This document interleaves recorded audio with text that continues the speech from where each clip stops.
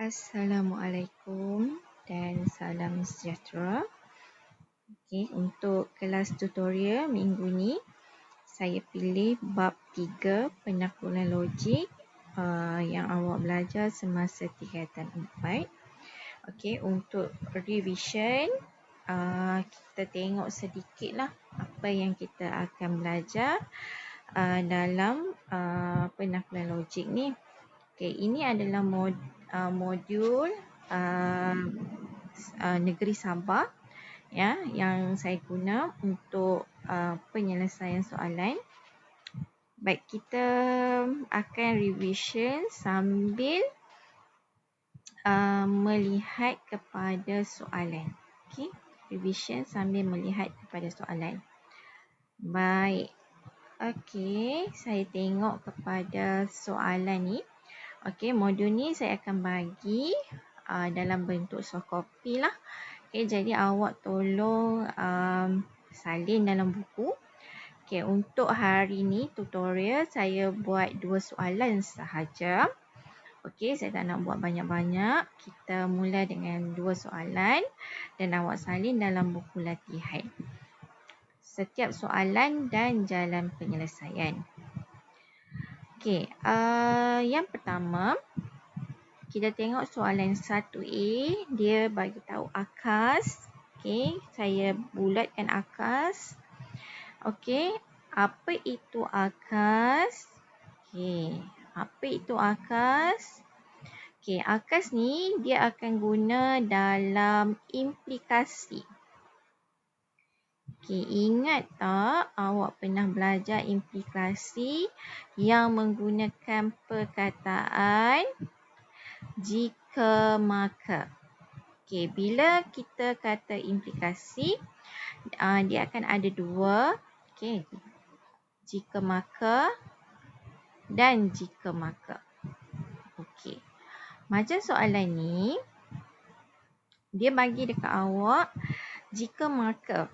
Dia bagi implikasi. Awak ingat implikasi ni kalau ni dia ada 2.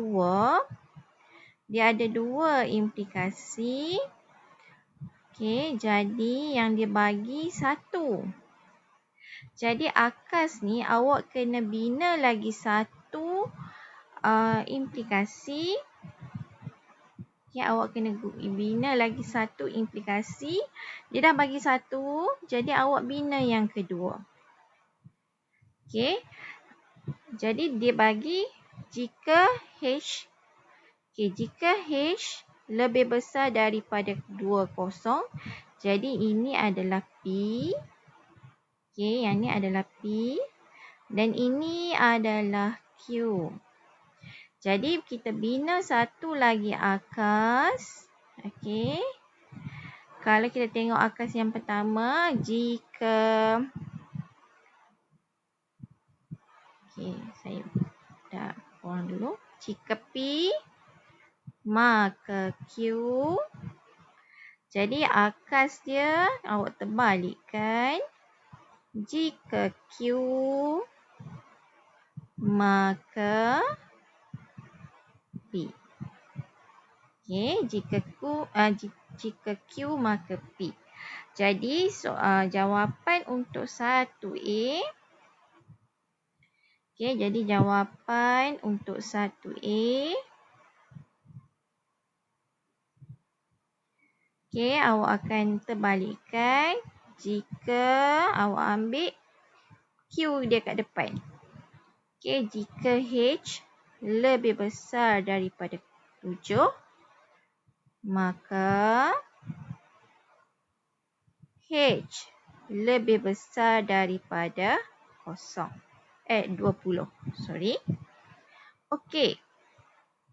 Seterusnya, dia dalam soalan ni, dia suruh awak nyatakan sama ada akas tersebut benar atau palsu. Macam mana kita nak kata akas itu benar atau palsu? Awak ambil satu nilai H.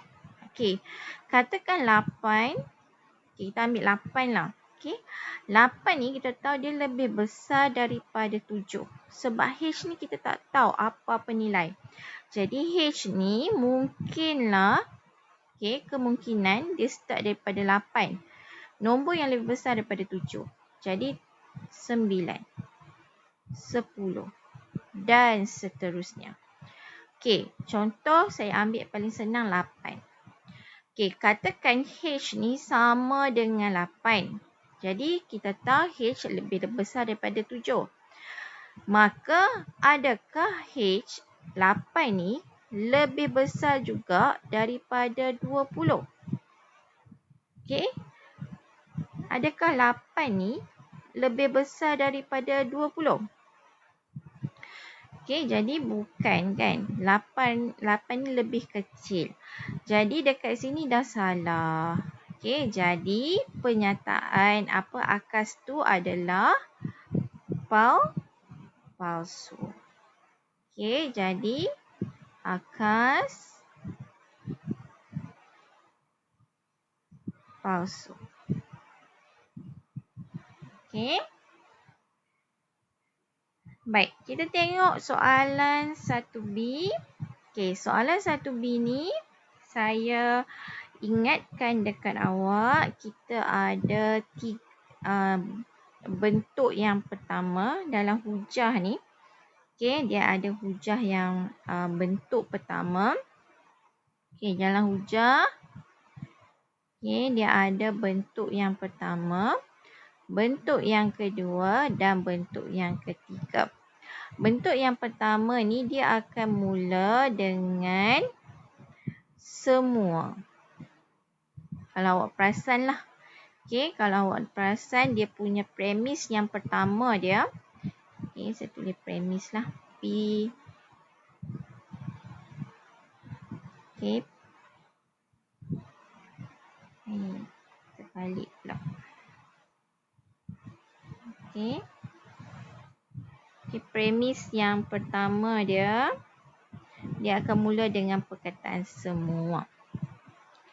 Okay, yang kedua ni premis yang pertama dia akan mula dengan perkataan jika. Okay. Yang ketiga pun premis pertama dia akan mula dengan perkataan jika. Apa membezakan pertama, kedua, ketiga ni? Yang pertama adalah P1 dia lah. Okay. Yang kedua, kita nak bezakan 2 dengan 3 ni. Okay, 2 dengan 3 ni adalah kepada premis yang kedua dan premis yang ketiga pada kesimpulan pada ketiga ni lah. Ketiga ni saya selalu kata ini adalah bentuk penafian. Kita menafikan semua benda. Okey, jadi yang ni kat sini dia akan nafi. Okey, nafi. Maksudnya dia akan menafikan apa yang ada pada premis yang pertama. Okey, contoh kita tengok B. Okey, B ni dia bagi tahu jika X sama dengan 3, maka 5X tolak 5 sama dengan 10. Ini adalah bentuk kedua atau ketiga. Okey, kita tengok nak tahu bentuk kedua atau ketiga, kita tengok dekat sini. Bila ada tanda sama dengan tapi dia buat macam ni. Okey, yang ni kita kata tidak sama lah. Ini saya kecilkan sikit. Tidak sama. Maka ini adalah bentuk yang ketiga. Okey, dia menafikan. Okey, dia menafikan ayat yang ni. Okey, jadi dia menafikan ayat ini. Okey, jadi kita bulatkan. Okey, yang tinggal adalah ayat di belakang ni. Okey, dekat kesimpulan pun kita kena nafikan juga ayat yang belakang tu. Jadi dengan macam mana? Dengan bila sama dengan ni, kita jadikan sama macam premis yang kedua. Jadi jawapan dia dekat sini awak akan tulis 5X tolak 5 tidak sama dengan 10. Okey, 5X tolak 5 tidak sama dengan 10. Okey. Jadi ini adalah jawapan bagi soalan 1B. Okey, kita tengok kepada soalan 2. Okey, soalan 2 ini, okey, akas dia samalah akas dia kita akan buat akas bagi implikasi macam tadilah. Okey. Apa itu songsangan dan kontrapositif? Okey, kita tengok balik kepada nota kat sini. Saya bagi. Okey, awak boleh salinlah nota ni kalau awak nak tahulah. Okey, kalau akas ni kita membina satu lagi implikasi, iaitu implikasi yang kedua. Okey, songsangan ni kita menafikan, okey, menafikan akas dia. Okey, kita menafikan akas yang kita bina tu. Okey, akas yang kita bina tu. Okey, yang ketiga, kontrapositif ni dia adalah kita panggil sebagai akas bagi songsangan. Okey, dia ni adalah akas bagi songsangan. Okey, kita tengok macam mana kita nak jawab soalan ni.